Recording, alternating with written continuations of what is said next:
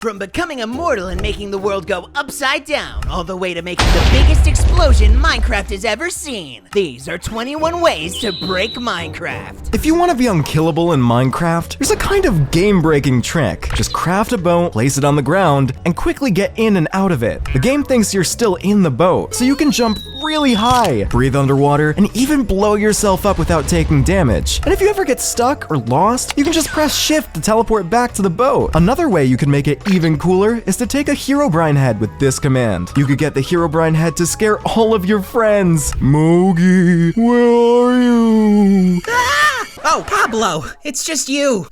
But guys, check this out. This is even more amazing than an immortal glitch. This massive building can turn you into an unstoppable warrior. If you know about Anarchy servers, you've probably heard of 2B2T. On Anarchy servers, there are no rules, so you can do pretty much anything, except for one thing, building a lag machine. Some players decided to go for it and built a huge structure that was over 100 blocks tall. But it didn't work as planned. Instead, players near the machine had their hitboxes disappear, making them invulnerable. This strange machine was later mysteriously removed, and no one talks about it anymore. The Wither boss can't swim in Minecraft, meaning you can't spawn it in the water. However, there's a cool trick. If you make your little aquarium, you can spawn the Wither boss in it. When you release it, it'll just hang out in the water, like a strange three-headed fish. So if you want an invincible pet fish to go along with your other prize-winning fish, you know what to do. Wait a minute, how did the Wither escape? Be free, you three-headed beast! Get rid of Pablo and Moggy for me! In Minecraft, farming has come a long way from basic wheat farms. Now, players are building super advanced farms, like a Wither farm that uses TNT arrows with super high speeds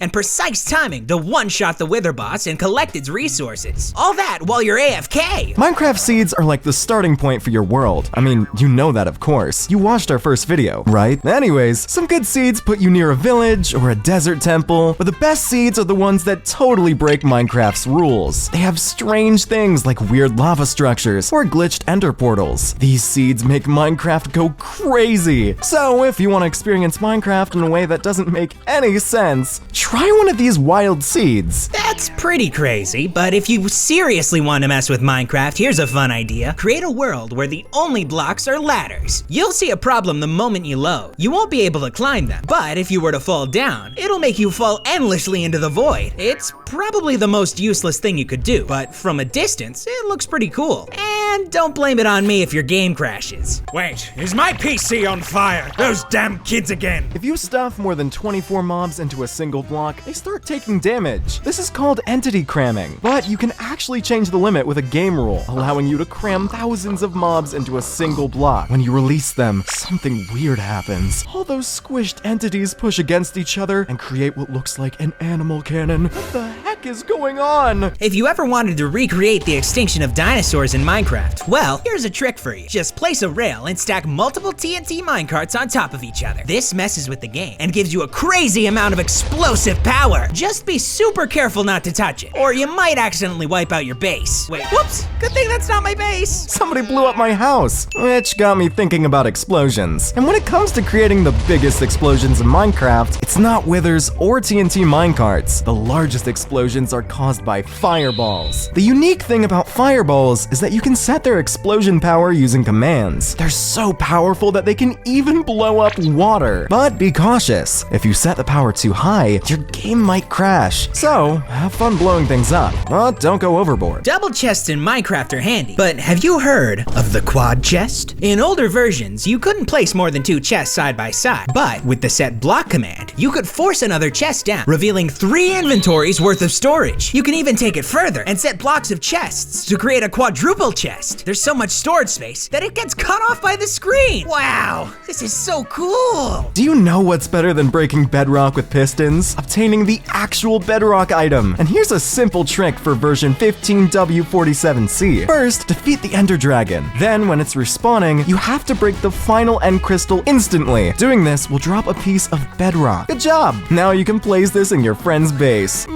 Ow, my back. Maybe I should go for a walk. Wait, why is there a bedrock inside my house? Have you ever been curious about what's beyond the world border in Minecraft? You can see the terrain past it, but you can't go further, not even in spectator mode. However, there's one way to reach the true end of the world. You'll need a pig and a carrot on a stick. As you approach the world border, shrink it to go behind you. This trick allows you to keep trotting until you reach the end of the world. Over there, chunks no longer generate. Yeehaw, piggy! Redstone ore can be quite deadly in Minecraft. Don't believe me? Well, by creating a small box and spamming XP bottles inside, you can generate a large number of particles. This might cause a drop in your frame rate. However, if you disable your particles, you can create a lag machine that only affects other players. This could give you an advantage over anyone who enters the area. Now you can be the PvP master in your base, unless someone plays on Potato PC as well and has particles turned off. You can create a mesmerizing arrow rain effect in Minecraft. When you shoot an arrow, more arrows will fall down, forming a beautiful pattern. You can even change the arrow tag to something like lightning for a different effect. If you run the same command block multiple times, it will create a lightning tornado. I am a god of lightning. Do you want to know how to deal the most damage in the game? Well, it's all about using a TNT arrow cannon, like the one you see right here. But there's an even crazier trick. You can set up a special command block that's always active, and when it's running, just follow the command you see on screen or by liking this video. This means that whenever you shoot an arrow, it'll turn into the most powerful arrow ever. It's so strong that you can completely forget about critical hits. You'll defeat any enemy in the game with just one shot. But here's the catch. Be careful not to shoot yourself, especially straight up. In some versions of the game, that can make it crash. Remember, Steve only has 10 hearts, and this trick is so powerful that it's like we're erasing the word heart from the dictionary. It's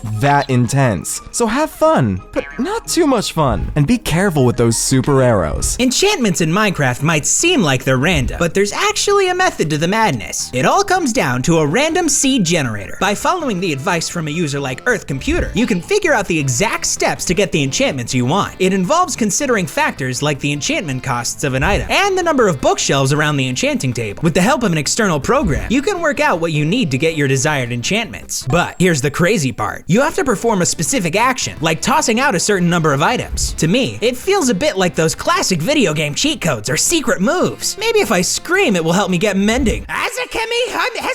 Here's a cool trick to carry more than 64 items in a stack in Minecraft. If we follow the example and put bottles in a brewing stand by holding the shift key and clicking, you can stack more than one bottle in each slot. Then, when you take the stack of bottles from each slot, they'll all pile up in your hands, making a really big stack. Even more than 64 items. In theory, you can stack up to 2.147 billion items, which is the biggest number the game allows. But when you try this, don't just put it in your inventory, because that will only give you one stack of 64. Instead, drop the items on the ground, and they'll be there for you to pick up. Imagine building a house way below the Minecraft world, where there's nothing but void. How's that even possible? Well, let me explain it. There's a trick using special commands that lets you create a house out of blocks that look just like normal ones from the overworld. The key to making this work is using the falling block entities. These blocks can be made to look like any block you want, but by themselves, you can just walk right through them. So, the real magic happens when we sneak in an invisible shulker into the same spot as our falling block. Even though shulkers are creatures, they have a special shape that allows you to stand on them. It does take quite a bit of time and effort to set up this whole thing, but eventually, you can have your very own house down there in the void. As long as you don't fall too far, you won't even get hurt while standing on top of it. Is this what the teacher meant when he said I would be nothing when I grew up? X-ray glitches make Minecraft super easy, but the simple one using a composter and a piston just doesn't work anymore. But don't worry, there's still a way to use a piston to see through the ground. All you have to do is use a trapdoor to make yourself crawl, and then use a piston to push a slab into your crawling character while you're surrounded by other slabs. This lets you look down and see all the caves below you. But keep in mind, this doesn't give you Fulbright or make you cheat. It's just a way to see the caves under you. It can be useful for finding caves you didn't torch up, but just remember, Mojang might fix this in the future, so abuse it while you can. If you manage to fill up a shulker box with netherite, you'd feel awesome, right? I know I would. And if you can fill a whole double chest with shulker boxes, you'd feel like a Minecraft champion. But watch out. If you accidentally break that chest over lava, even though netherite doesn't burn, the shulker boxes will. Each of these double chests can hold a whopping 93,312 items. That's 1,458 stacks of items in your world. world. I know it's all valuable netherite stuff, which is great, but when your computer slows down because it has to handle so many items, you might not feel so lucky anymore. Wait, why is my screen black? Did my game crash? Right now, everything might seem fine in your world. Maybe just a bit boring, but there's something you shouldn't do. Look